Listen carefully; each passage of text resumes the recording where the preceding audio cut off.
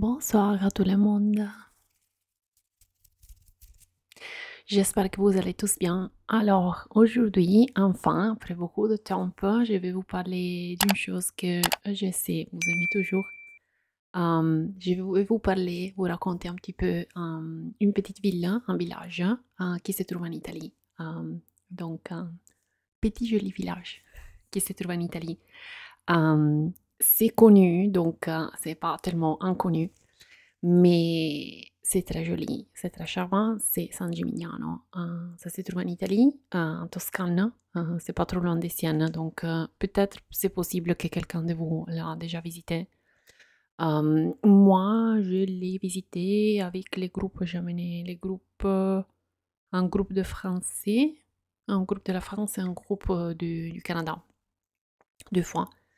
Donc, honnêtement, je ne l'ai pas visité beaucoup de fois et toutes les deux fois, c'était très rapide, comme toujours, pendant les tours. Mais je vais vous raconter un petit peu mon expérience. Je vais vous donner un peu de conseils pour la visiter. De toute façon, c'est une ville pas très grande, donc on la visite plutôt rapidement. Et oui, mais alors, comme toujours, je vous suggère de l'aller visiter. Alors, si c'est possible, je sais que c'est toujours compliqué, mais si c'est possible, pas dans les fins de semaine et pas en plein été, parce que c'est vrai que si vous allez en plein été, en plein saison touristique, ça peut être beaucoup, avec beaucoup du monde. Donc, comme ça m'est passé à moi aussi, moi je l'ai visité. C'était en...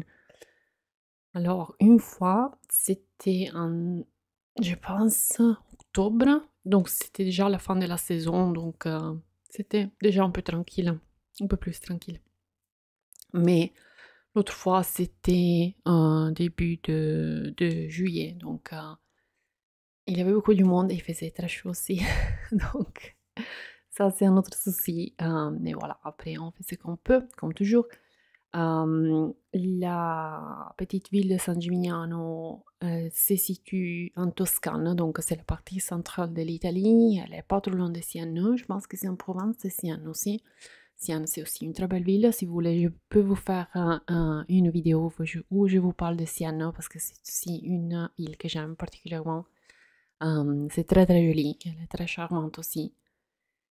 Et oui, donc aussi le paysage où San Gimignano se trouve, moi je l'adore, c'est tellement beau, il y a des très belles collines, c'est très relaxant, c'est très reposant, je ne sais pas, à moi ça me rappelle beaucoup des peintures aussi, des tableaux de la Renaissance, hein, et c'est vrai qu'il y a eu des artistes aussi qui ont vécu, je pense à San Gimignano même, et dans la zone aussi, dans la région quoi. Donc, c'est très joli. Il y a des très beaux coins quand on se promène au centre-ville, au centre-village. Je ne sais pas si on peut l'appeler ville parce que c'est vraiment très petite, hein, et elle n'a pas même beaucoup d'habitants. Mais il y a des très belles ruelles et il y a toujours des très beaux coins avec des très belles vues pour faire des belles photos et tout ça. Donc, ça, ça donne vraiment un très beau cadre, ça sûrement. Et oui, du coup, à San Gimignano, on l'appelle aussi la ville des tours, parce qu'il y a beaucoup de tours. Déjà dans le passé, donc au Moyen Âge, on l'appelait, là on disait que c'était la Manhattan du Moyen Âge, parce que bah, les gratte-ciel du temple étaient les tours, évidemment, donc il y avait des tours très hautes.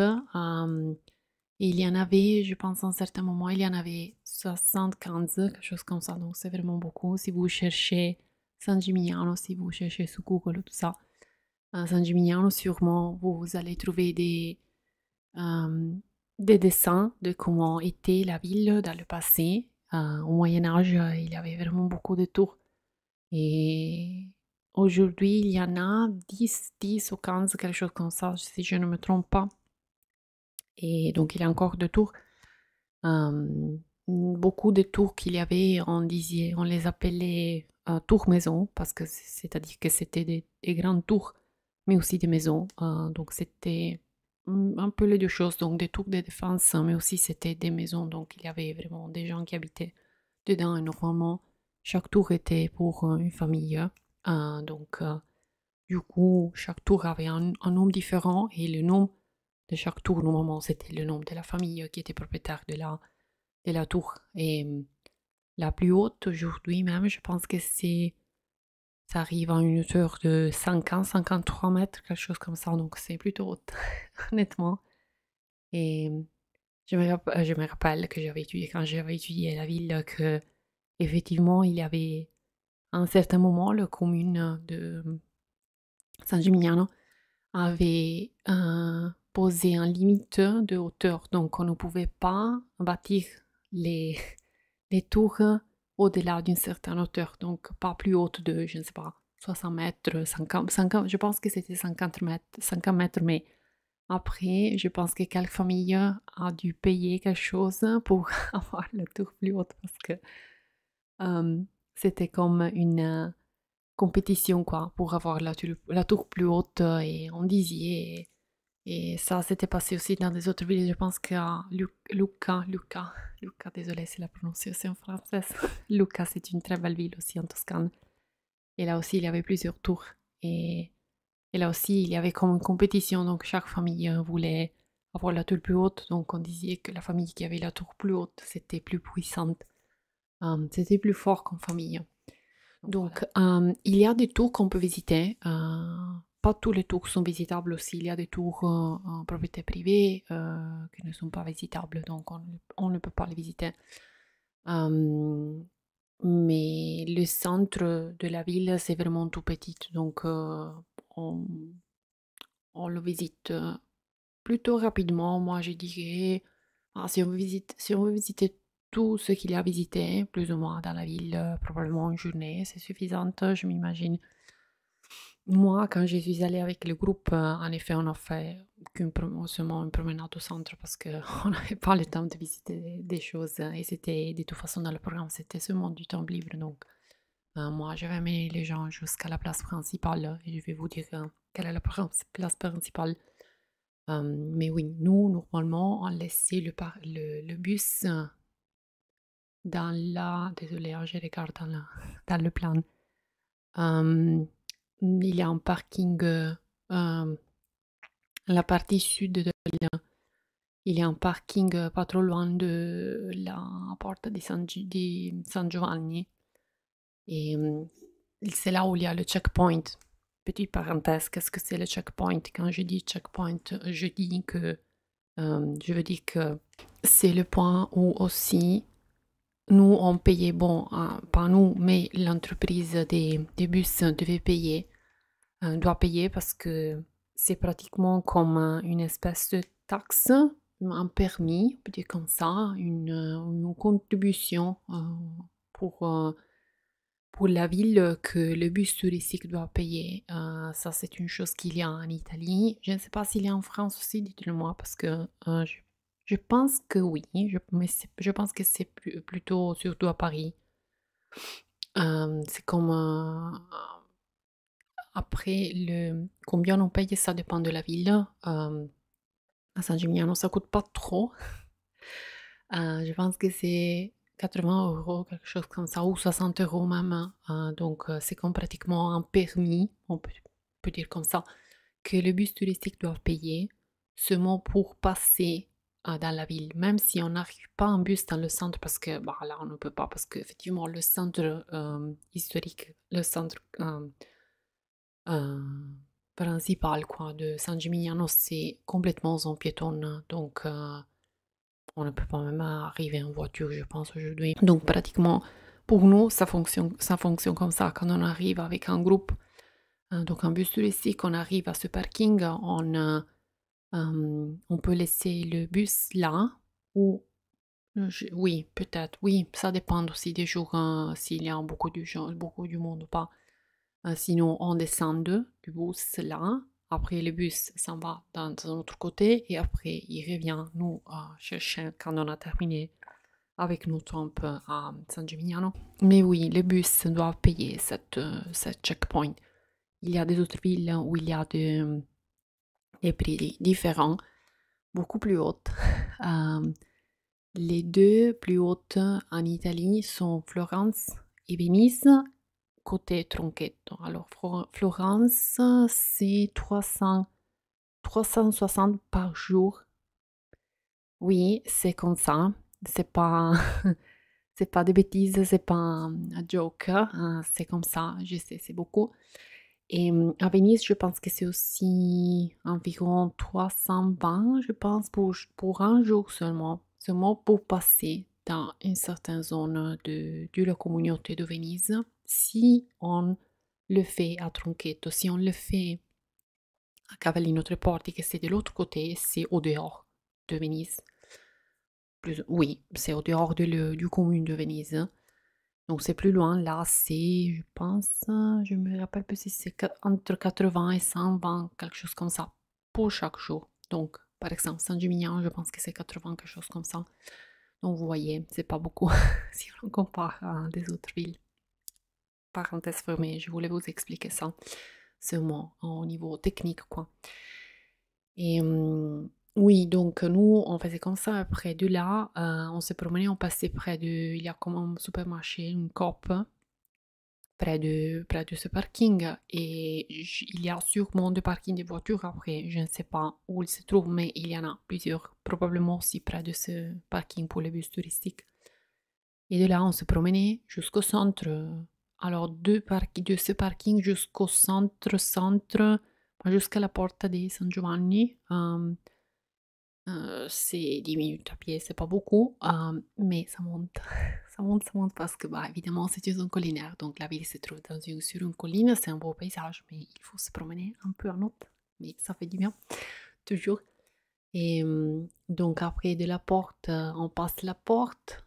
Il y a cette rue principale qui vous emmène jusqu'à la Piazza della Cisterna. Piazza della Cisterna, c'est la place principale du centre. Et, et oui, là, il y a plusieurs tours. Après, près de la Piazza della Cisterna, il y a la piazza, je pense que ça s'appelle Piazza Duomo, je dois regarder parce que je me rappelle plus. Oui, Piazza del Duomo, où il y a plusieurs palais. Il y a le Duomo même, il y a le palais communal. Il y a la Torre Grossa, c'est une des tours les plus grandes. Mais aussi même la Piazza della Cisterna, c'est très joli. Il y a, c'est appelé cisterna parce qu'il y a comme une citerne, on peut dire comme ça. Et c'est, je pense, la partie plus haute comme hauteur, hein, comme altitude de la ville. Parce que la ville même, le centre, ça se développe sur le colline, donc ça monte. Ça monte pas trop, mais ça monte. Et, et oui, donc on peut visiter le palais de Podestà, Vecchio et Nuovo, si je me rappelle bien. Le Duomo, il y a une pinacoteca, donc un musée où on peut voir beaucoup de très beaux tableaux. Mais honnêtement, c'est aussi très beau simplement de se promener dans la ville. Dans les ruelles, on peut vraiment se perdre dans les petites ruelles. Donc, il y a cette rue principale où s'en va la plupart du monde de Porta San Giovanni en montant jusqu'à Piazza della Cisterna, mais effectivement, après, il y en a plusieurs des petites ruelles pas très connues que je vous suggère d'explorer. Et parce que sûrement il y a de très beaux coins aussi au niveau des produits typiques, hein, parce que vous le verrez sûrement du moment que vous passez au-dessous de la Porta San Giovanni, sûrement vous allez noter beaucoup de petits magasins où ils vous proposent des produits typiques et tout ça. Alors, il y a beaucoup de charcuterie très bonne et de la zone. Et le safran, c'est très très typique, hein, c'est produit dans la zone, donc ça c'est très très typique. Ah, huile d'olive sûrement, ça c'est un peu comme dans plusieurs parties de la Toscane, mais il y a du bon huile d'olive pas seulement en Toscane, en Italie, ça je vous dois le dire, parce que ça c'est vrai. Et oui, il y a une chose que je voulais vous dire aussi. Alors, dans la Piazza della Cisterna, il y a une gelateria, je ne veux pas dire le nom, mais il y a une gelateria que je sais, c'est très connu. euh, et il y a beaucoup du monde qui suggère toujours d'aller à cette gelateria parce que la glace est très bonne comme ça. Peut-être que c'est très bon, hein. Moi, j'ai pas, j'ai pas à manger le gelato de cette gelateria, simplement parce que quand les fois que je suis allée, il y avait toujours la queue, il y avait beaucoup du monde. Donc s'il y a la queue, évidemment, ça veut dire que c'est bon, hein, mais je ne sais pas. J'ai aussi entendu dire que c'est pas tellement bon comme beaucoup de gens disent. Donc après, je vous laisse juger. Si vous allez, quand vous allez à San Gimignano, vous me dites comment est le gelato de cette gelateria. Mais je suis sûre qu'il y en a des autres où vous pouvez aussi manger de la bonne glace. Et oui, plus ou moins, c'est tout, effectivement, pour San Gimignano. Pour les choses que je connais, mais comme je vous ai dit, c'est une petite jolie ville.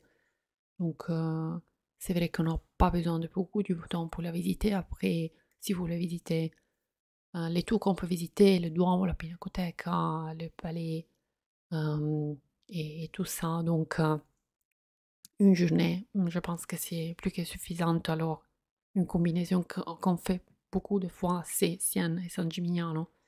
Sienne, c'est beaucoup plus grande, ça prend aussi plus de temps pour la visiter.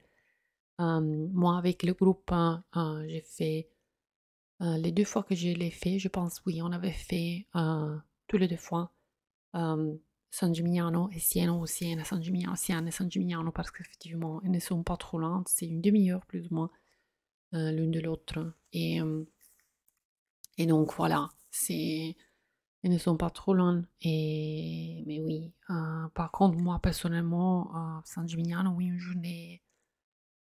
Après, ça dépend de comment vous la voulez visiter. Il y a aussi des très beaux petits restaurants dans le centre où vous pouvez manger. Ça, c'est aussi une très bonne idée. Il y a du beau temps. Mais par contre, Sienne, demi-journée Sienne, c'est, je ne sais pas. Pour moi, je pense que c'est un peu juste. Sienne, ça vaut la peine un jour au moins. 2 jours, tant mieux. Si c'est possible, évidemment, on n'a pas le temps de visiter toutes les choses qu'il y a, mais suggestion d'une guide, si je peux, je me permets de vous suggérer. Voilà, alors j'espère que cette vidéo vous a mis un peu d'intérêt pour visiter la petite ville de San Gimignano. Est-ce que vous la connaissiez déjà? Est-ce que vous l'avez déjà visitée? Et si vous avez envie de savoir des autres choses sur San Gimignano, dites-moi, je serai bien contente de vous donner des infos utiles. Et quelles autres villes de la Toscane est-ce que vous connaissez? Je suis sûre que vous en connaissez beaucoup. Florence, Pise, Sienne, sûrement. Mais dites-moi, je suis curieuse. Dites-moi aussi, évidemment, quelle autre ville vous aimeriez bien que je vous explique la prochaine fois, que je vous raconte un petit peu. Si vous avez des villes que vous intéressent, pour lesquelles vous êtes intéressé, ou si vous préférez que je vous parle, comme j'ai fait pour Borgo Valsugana, des petites villes pas connues du tout. Et donc voilà, si vous avez aimé la vidéo, rappelez-vous de mettre un like, de vous abonner à ma chaîne si vous ne l'avez pas encore fait. Et vous pouvez toujours contribuer à ma chaîne si vous voulez sur Ko-Fi et ou sur Patreon. Il y a les liens comme toujours dans la description et aussi j'essaye chaque fois que je publie la vidéo de publier la version audio sur Spotify. Donc il y a toujours le lien pour je l'ai mis comme podcast sur Spotify.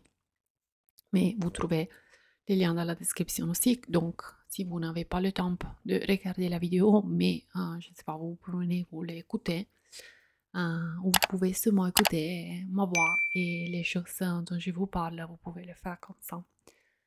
Ok, alors je vous laisse. Merci beaucoup pour avoir regardé la vidéo comme toujours et on se